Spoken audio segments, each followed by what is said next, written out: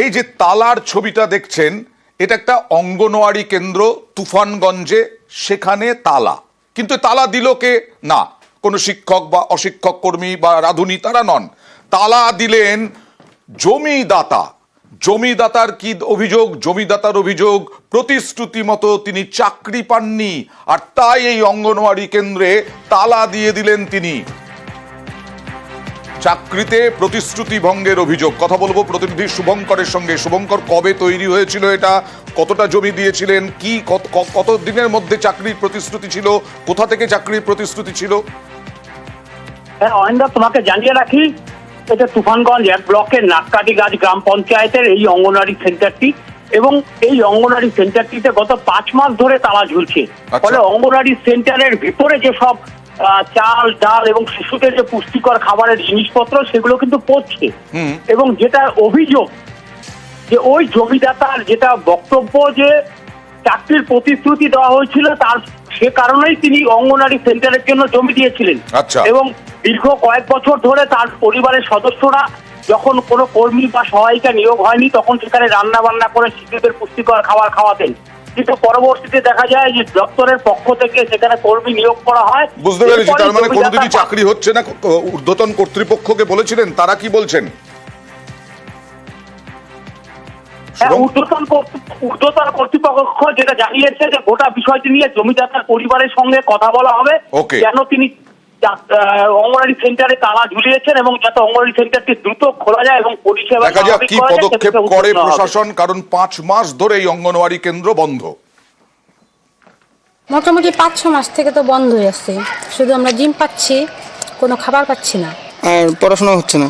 পড়াশোনা কিভাবে হবে? মানে সেন্টারের দরজা তো তালা মারা না, ঘর বন্ধ।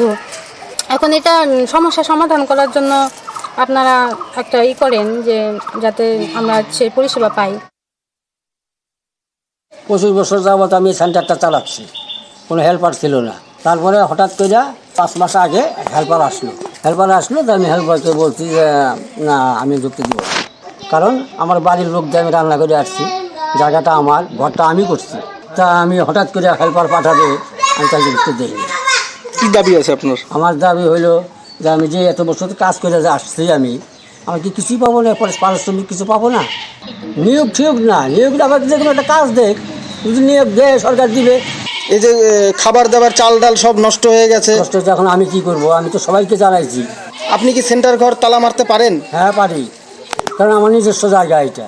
তাহলে এখন কি বাচ্চারা কোনো পরিষেবাই পাচ্ছে না? ওই যে শুধু ডিম পাচ্ছে। 5 মাস ধরে এই সেন্টারটা বন্ধ রয়েছে, কেন বন্ধ রয়েছে একটু যদি বলেন।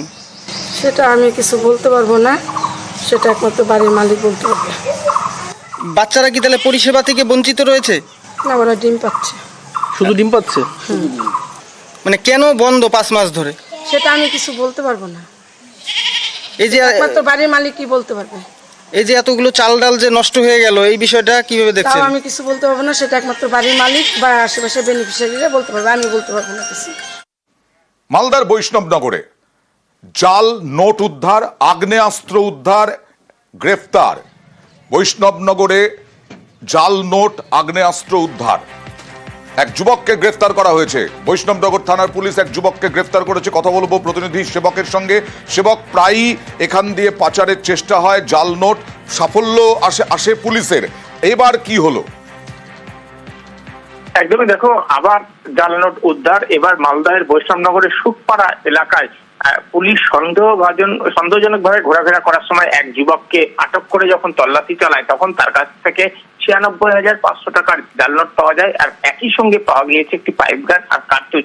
এটা কিন্তু তাৎপর্যপূর্ণ, কারণ একই যুবকের কাছ থেকে, একই দুষ্কৃতীর কাছ থেকে একসঙ্গে জাল নোটও পাওয়া যাচ্ছে, আবার আগ্নেয়াস্ত্রও পাওয়া যাচ্ছে। ফলে জাল নোট আর চোরা কারবারের যোগসাজশ, এই সম্ভাবনা উড়িয়ে দিচ্ছে না তদন্তকারী অফিসাররা। তাই এই রিঙ্কু সাহা নামে যুবক, তার বাড়ি বৈষ্ণবনগরের সুখপাড়া এলাকায়, তাকে আজকে আদালতে তুলে জিজ্ঞাসাবাদের জন্য হেফাজতে নেওয়া হয়েছে।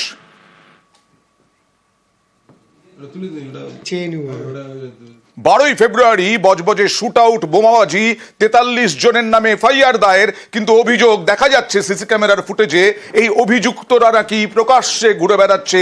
কেন তাদের গ্রেফতার করা হচ্ছে না, এই নিয়ে প্রশ্ন উঠছে। 12ই ফেব্রুয়ারি এই 43 জনের নামে ঘটনায় এফআইআর দায়ের করে পুলিশ। এফআইআরে নাম থাকা সত্ত্বেও এই প্রকাশ্যে দুষ্কৃতীরা, এরকমটাই অভিযোগ। পুলিশের ভূমিকা নিয়ে প্রশ্ন বজবজে স্থানীয়দের। 12ই ফেব্রুয়ারির ছবি একবার দেখি, আপনাদের মনে করিয়ে দিই। 12ই ফেব্রুয়ারি বোমাবাজি, শুট আউট, প্রকাশ্যে একদম দেখুন উত্তপ্ত হয়েছিল বজবজ। আর এই ঘটনার পরিপ্রেক্ষিতে 43 জনের নামে এফআইআর। কিন্তু সেই 43 জনের মধ্যে বেশ কয়েকজনকে দেখা যাচ্ছে প্রকাশ্যে। ও বাবা,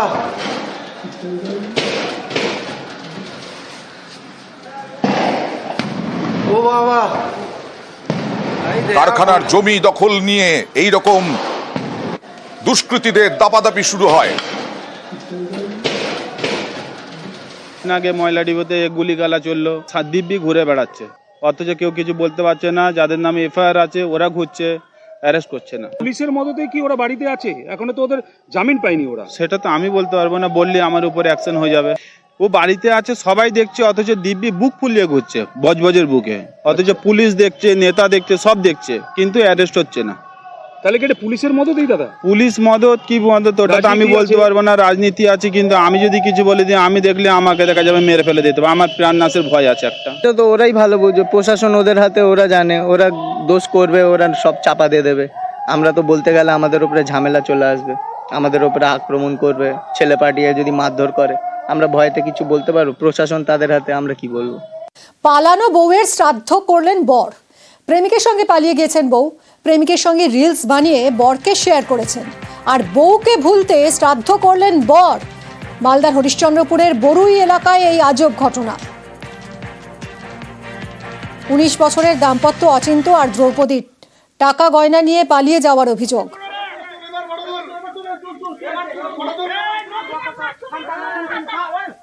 আর দেখুন সেই ছবি, যেখানে বউয়ের শ্রাদ্ধের আয়োজন করেছেন বর, কারণ বউ পালিয়ে গেছেন প্রেমিকের সঙ্গে। প্রতীকী মুখে আগুন, দাহ করা হলো কুশপুতুল।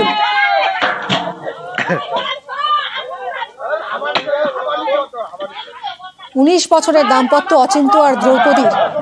স্ত্রী দ্রৌপদী, তিনি পালিয়ে গেছেন প্রেমিকের সঙ্গে।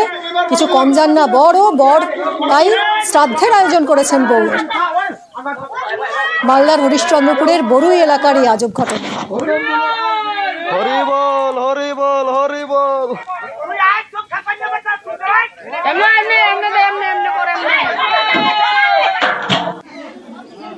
শুধু তাই নয়, মুখে আগুন দেওয়াই নয়, শ্রাদ্ধের পর খাওয়ানো দেখুন, এবং খাচ্ছেন। গ্রামের লোকজন এসেছেন সেই শ্রাদ্ধে খেতে। হরিশ্চন্দ্রপুর মালদার ঘটনা। বউ দিব্যি বেঁচে পড়তে রয়েছেন, কিন্তু সেই বউয়ের শ্রাদ্ধ করছেন স্বামী, কারণ বউ পালিয়ে গেছেন প্রেমিকের সঙ্গে। প্রেমিকের সঙ্গে রিলস বানিয়ে বরকে শেয়ার করেছেন। কিছু কম যান না স্বামীও, তিনি তাই সেই বউয়েরই শ্রাদ্ধ পালন করছেন। দেখুন, শ্রাদ্ধ করলেন এবং তারপর লোক খাওয়ানোর পালা।